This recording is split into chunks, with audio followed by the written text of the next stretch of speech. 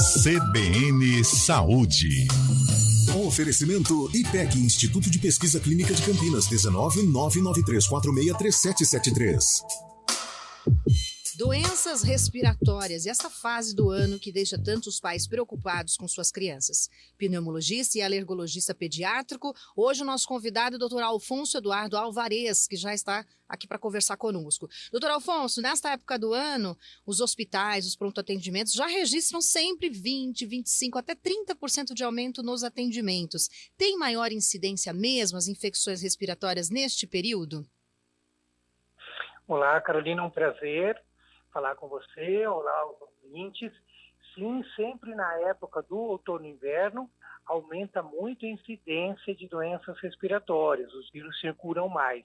Este ano, particularmente, após a pandemia, houve uma perda dessa sazonalidade, os vírus continuaram circulando durante a primavera-verão, tivemos casos de bronquiolite, de gripe, causado pelo vírus influenza durante o verão, o que não é habitual, mas mesmo assim, na época do outono, aumentaram ainda mais esses casos.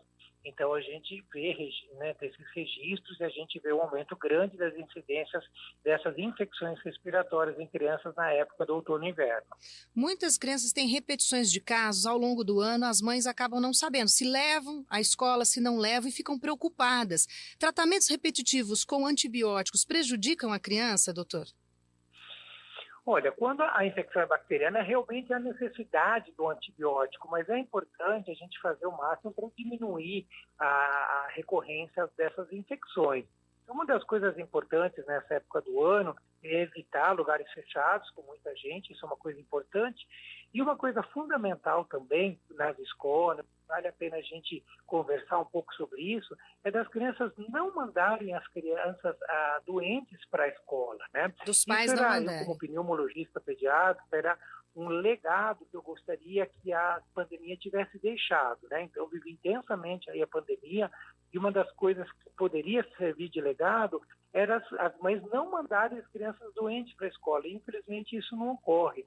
Antes da pandemia, a criança ia com febre, com tosse, com o nariz escorrendo para a escola e contaminava todos os colegas aí da sala. Na pandemia isso não ocorreu, né, até porque era proibido, só que a gente está vendo até com uma certa tristeza que isso retomaram as mães a mandar as crianças mesmo doentes para a escola. Se todo mundo fizesse a sua parte de evitar mandar a criança quando está com sintomas respiratórios para a escola, isso iria diminuir essa circulação tão grande de vírus nas escolas. Então, é uma coisa importante.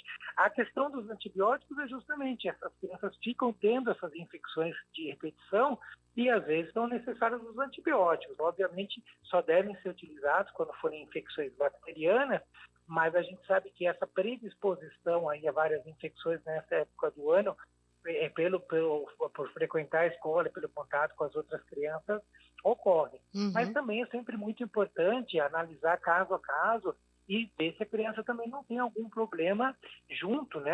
Ela pode ter, por exemplo, um quadro de alguma imunodeficiência, um quadro de uma rinite alérgica, um quadro de uma asma.